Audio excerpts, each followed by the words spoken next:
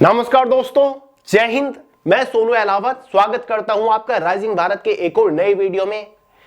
बहुत ही जल्दी भारत सहित दुनिया के कई सारे देशों में तेल के दाम बढ़ने वाले हैं, क्योंकि हाल ही में अमेरिका ने ईरान के उस हिस्से पर बड़े हमले कर दिए हैं जिसकी वजह से तेल के मामले में वैश्विक अस्थिरता आना निश्चित है। यहां पर अमेरिका ने सीधे ईरान की बैकबोन के ऊपर ही अटैक कर दिया है और जिसके जवाब में ईरान ने भी यूएई के ऊपर एक बड़ा हमला करने की खुली चेतावनी दे दी है, खुली धमकी दे दी है कि आने वाले कुछ घंटों में हम यूएई के ऊपर बड़ा हमला करने वाले हैं। और यह हमला ऐसा वैसा नहीं रहेगा जिसे यूएई की अर्थव्यवस्था कही जाती है, यानी कि जो यूएई की बैकबोन है उसके ऊपर यह अटैक किया जाएगा।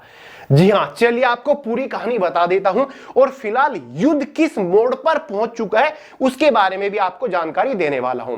तो भाई, कल अमेरिका ने ईरान के सबसे अहम खर्ग द्वीप यानी कि खर्ग आइलैंड के ऊपर अटैक कर दिया है और यह अटैक इतना बड़ा था कि 1/4 खर्ग आइलैंड खत्म हो चुका है। खर्ग आइलैंड कोई ऐसा वैसा आइलैंड नहीं है, यह वही आइलैंड है जहां से ईरान अपने तेल का 90% निर्यात करता है। जी हां दोस्तों, ईरान के तेल का जो 90% निर्यात होता है ना, वो इसी खर्ग आइलैंड से होता है। और इस हमले के बाद डोनाल्ड ट्रंप ने एक और खुली धमकी दे दी है कि हम मनोरंजन के लिए भी इसे कुछ और बार निशाना बना सकते हैं। यानी कि डोनाल्ड ट्रंप ने ईरान को खुली धमकी दी है कि ये तो जस्ट एक ट्रेलर था, जब हमारा मन करेगा, जब हमारा मूड होगा अपने एंटरटेनमेंट के लिए फिर से हम इस खर्ग आइलैंड के ऊपर अटैक करेंगे। क्योंकि यहां पर कुछ टाइम पहले ईरान की तरफ से एक स्टेटमेंट निकला था। ईरान ने घोषणा करी थी कि अगर ईरान का जो तेल इंफ्रास्ट्रक्चर है उसे तबाह करने की कोशिश करी गई तो हम भी चुप नहीं बैठेंगे। उसके अगले घंटों अमेरिका ने यह बड़ा कदम उठा दिया है। अब आपको खर्ग आइलैंड के बारे में कुछ जानकारी दे देता हूं। देखिए, खर्ग आइलैंड है क्या? सबसे अहम निर्यात टर्मिनल है, देश का करीब 90% तेल निर्यात का केंद्र है। हर दिन 70 लाख बैरल तेल लोड करने की अक्षमता है। देखिए गाइस, ईरान जो है अपने तेल का कुल 90% जो निर्यात करता है वो किसे करता है? चाइना को करता है। तो सबसे ज्यादा जो तेल यहां से लोड होता है ना, वो चाइना के लिए ही लोड होता है। हर दिन 70 लाख बैरल तेल यहां से लोड होता है। इतना इंपॉर्टेंट आइलैंड है ये ईरान के लिए, ठीक है। द्वीप से होने वाले तेल निर्यात से मिलने वाली आय सरकार के लिए वित्तीय पोषण का मुख्य स्रोत है। यानी कि एक तरीके से ये आइलैंड अर्थव्यवस्था है पूरी की पूरे ईरान की, ठीक है। अमेरिका प्रतिबंधों के बावजूद 2024 में ऊर्जा निर्यात से ईरान की करीब 78 अरब डॉलर की कमाई हुई थी। इसी आय से ईरान में नौकरशाहों और सैनिकों का वेतन चुकाया जाता है और सैन्य अभियानों का खर्च निकलता है। तो इसी वजह से यहां पर डोनाल्ड ट्रंप ने एक स्टेटमेंट जारी किया है कि ईरान ऑलमोस्ट घुटने टेक चुका है, क्योंकि अमेरिका ने यहां पर टारगेट बना लिया है इनके खर्ग आइलैंड को। क्योंकि अमेरिका को पता है कि भाई खर्ग आइलैंड इनकी बैकबोन है, यहीं से ही इनका देश चल रहा है, यहीं से ही इनकी अर्थव्यवस्था है, इनकी जो सैनिक है, सेना है, सबकी आय सबका खर्च यहीं से निकलता है। अगर हम इसको टारगेट कर ले तो डेफिनेटली यहां पर ईरान हमारे सामने घुटने टेक देगा, ईरान सरेंडर कर देगा। लेकिन इसके बदले, ठीक है, ईरान ने क्या घोषणा करी है, ईरान ने क्या धमकी दी है? ईरान ने कहा है कि हम यूएई के ऊपर आने वाले टाइम में बड़ा अटैक करने वाला है और हमने एक ऐसी जगह टारगेट कर ली है जिससे यूएई और अमेरिका ऑलमोस्ट खत्म हो जाएगा। अब देखिए यहां पर ईरान क्या कह रहा है। ईरान कह रहा है कि ये जो अटैक किया गया है ना, ये यूएई से ही किया गया है। यूएई के अंदर जो अमेरिका के आर्मी बेसिस है वहां से ही अटैक किया गया है और ईरान की 2 जगहों पर अटैक किया गया। देखिए, ईरान के जो विदेश मंत्री है अब्बास अराघची ने कहा कि अमेरिका ने संयुक्त अरब अमीरात यूएई में 2 जगहों से खर्ग द्वीप और अबू मूसा द्वीप पर हमले किए हैं। उन्होंने इस कदम को खतरनाक बताया है और कहा है कि ईरान जवाब देगा, लेकिन यूएई के आबादी वाले इलाकों को निशाना बनाने से बचने की कोशिश करेगा। तो यहां पर ईरान ने कहा है कि यूएई के ऊपर हम अटैक तो करेंगे, लेकिन जो आबादी वाला इलाका है जहां पर आम लोग रहते हैं वहां पर हम अटैक नहीं करेंगे। तो फिर अटैक कहां पर करेंगे, मैं आपको बताता हूं। तो यहां पर ईरान टारगेट कर रहा है यूएई की अर्थव्यवस्था को। अब यूएई की अर्थव्यवस्था पता है क्या है? फुजेरह पोर्ट, फुजेरह पोर्ट एक यूएई में पड़ता है।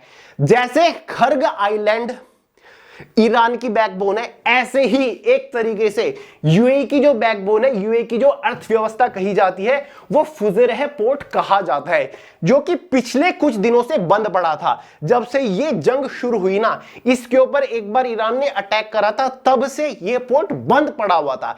लेकिन अब 2 दिन पहले ही इस पोर्ट से लोडिंग शुरू हो चुकी है।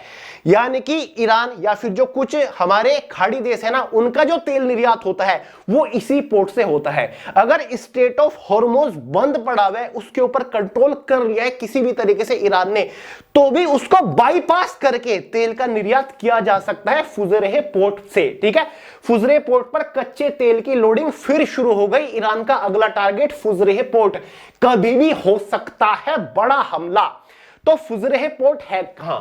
तो भाई फुजेरह पोर्ट यहां पर पड़ता है, आपको पता है, ये देखिए, ये जो है ये ओमान की खाड़ी आ जाती है, ये पर्शियन गल्फ है, तो ये स्ट्रेट ऑफ हॉर्मुज यहां पर पड़ता है, और ये हमारा यूएई है, और ये फुजेरह पोर्ट है यहां पर। ठीक है, जो कि एक तरीके से बहुत बड़ा पोर्ट है। ये क्लियरली आप यहां पर देख सकते हैं, ये रहा।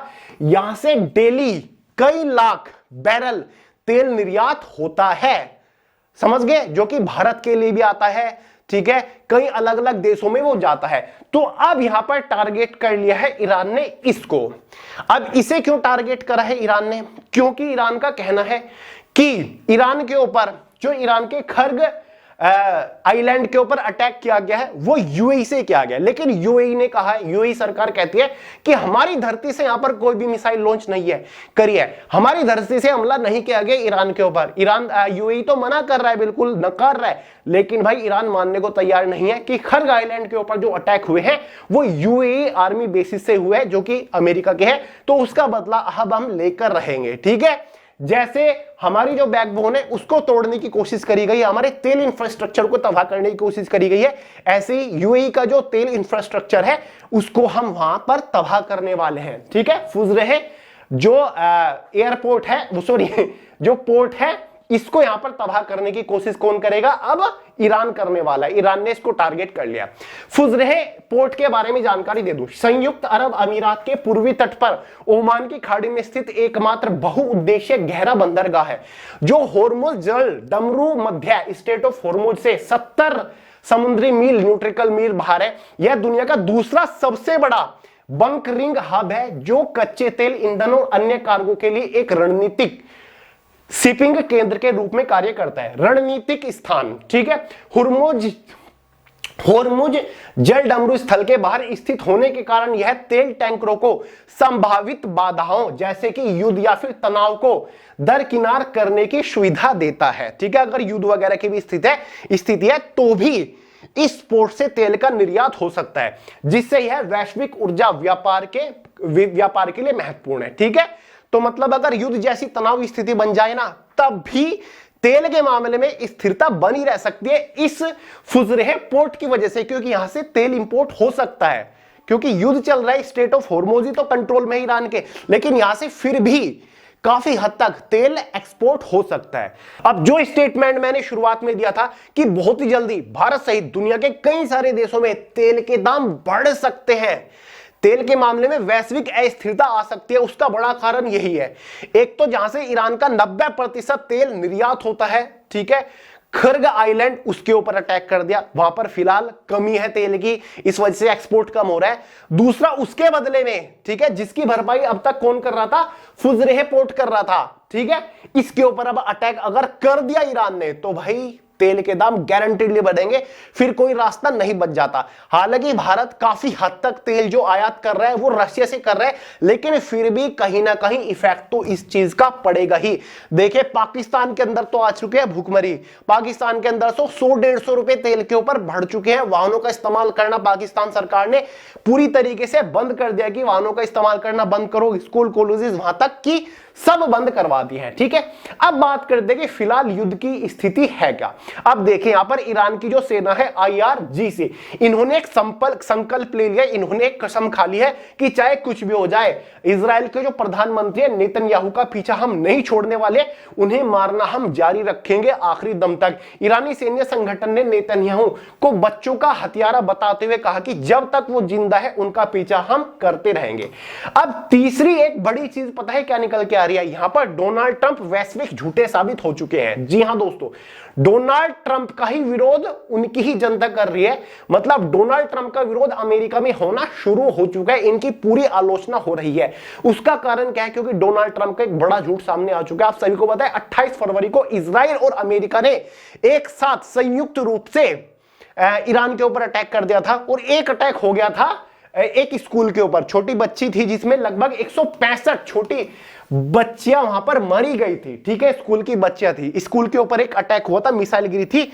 ईरान में 165 बच्चों की जान लेने वाले मिसाइल हमले पर पकड़ा गया डोनाल्ड ट्रंप का झूठ। ठीक है, तो यहां पर डोनाल्ड ट्रंप ने कहा था कि यह हमला नहीं किया, यह हमला अमेरिका ने नहीं किया है, इन्होंने ईरान के ऊपर ही डाल दिया था कि ईरान को कहीं से टॉम हॉक मिसाइल मिल गई। देखिए टॉम हॉक मिसाइल जो है ना, टॉम हॉक मिसाइल ये अमेरिका निर्मित एक मिसाइल है। ठीक है, तो डोनाल्ड ट्रंप ने कहा जब ये उंगलियां उठनी शुरू हो गई ग्लोबल मीडिया में कि भाई जो बेकसूर बच्चियां थी 12-13 साल की, उनकी जान यहां पर ले ली इजराइल या फिर अमेरिका ने, तो यहां पर डोनाल्ड ट्रंप ने ये कह के पीछा छुड़ा लिया था कि कहीं से ईरान को टॉम हॉक मिसाइल मिल गई, उन्होंने खुद अपने स्कूल के ऊपर मिसाइल गिरा दी। ठीक है, और हमारे ऊपर इल्जाम डाल दिया, तो ये झूठ बोल दिया मीडिया में डोनाल्ड ट्रंप ने। लेकिन अब पता है क्या स्टेटमेंट निकल गया, अब उस हमले की मिसाइल गिरती हुई, जब स्कूल के ऊपर मिसाइल गिर रही है, उसकी एक इमेज, उसकी एक फोटो, उसकी एक वीडियो सामने निकल के आई है, जिसमें क्लियरली नजर आ रहा है कि जो मिसाइल है वो टॉम हॉक मिसाइल है। ठीक है, जो कि अमेरिका निर्मित मिसाइल है। ठीक है, वो गिरी है जो कि अमेरिका के पास ही है। हालांकि इसके ऊपर भी सफाई देने की कोशिश करी है डोनाल्ड ट्रंप ने। डोनाल्ड ट्रंप ने कहा है कि टॉम हॉक मिसाइल का इस्तेमाल अमेरिका के अलावा कई सारे देश करते हैं, क्योंकि अमेरिका से टॉम हॉक मिसाइल कई सारे देशों ने ऑलरेडी खरीद रखी है, तो जरूरी नहीं है कि अमेरिका ने हमला किया। तो अब आप ये बताइए ईरान के ऊपर सबसे पहला हमला किसने किया? या तो इजराइल ने किया। इजराइल के पास टॉम हॉक मिसाइल है ही नहीं, इजराइल के पास टॉम हॉक मिसाइल नहीं है, बाकी देशों के पास होंगी लेकिन ईरान के पास नहीं है, इजराइल के पास नहीं है। तो जाहिर सी बात है इजराइल ने तो वो हमला नहीं किया। अब बचता कौन है? अमेरिका, क्योंकि इजराइल और अमेरिका ने संयुक्त रूप से 28 तारीख को हमला किया था, 28 फरवरी को। तो भाई जाहिर सी बात है अमेरिका के ही किसी आर्मी बेसिस से ये हमला हुआ है, या तो यूएई से ही हुआ या फिर सऊदी से, कहीं से भी हुआ हो, लेकिन पूरे चांसेस हैं कि अमेरिका की तरफ से ये टॉम हॉक मिसाइल गिरी है ईरान के इस स्कूल के ऊपर, क्योंकि किसी और तीसरा देश तो था नहीं, शुरुआत में कोई तीसरा देश तो था नहीं, अभी तक किसी तीसरे देश ने ईरान के ऊपर हमला करने की गुस्ताखी नहीं करी, केवल इजराइल और अमेरिका ही लगे हुए हैं। तो बताइए, मतलब बेबुनियादी स्टेटमेंट यहां पर डोनाल्ड ट्रंप दे रहे हैं कि किसी और देश ने हमला किया होगा। किसने कर दिया भाई हमला?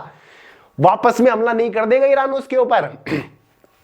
तो ये सारी की सारी चीज हो रही है। तो अब इसके ऊपर इन्वेस्टिगेशन बैठ चुकी है, वैश्विक इन्वेस्टिगेशन। जल्दी ही पता लगाया जाएगा कि आखिर सच क्या है।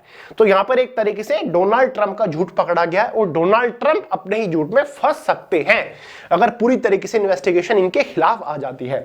तो भाई फिलहाल ये है, दोनों तरफ से युद्ध जारी है। ईरान ने भी, जब से ईरान के खर्ग आइलैंड के ऊपर अटैक हुआ, ये है वो खर्ग आइलैंड, ये 3-4-5 जगह अटैक हुए हैं, ठीक है, खर्ग आइलैंड के ऊपर, तब से ईरान ने भी अपने हमलों में 2-3 गुना बढ़ोतरी कर दी। ईरान भी लार्ज स्केल पर हमलों की तैयारी कर रहा है और यूएई के ऊपर खुले हमला करने की धमकी दे दी है। ठीक है, तो भाई ये फिलहाल है। चलिए देखते हैं आगे आगे होता है क्या।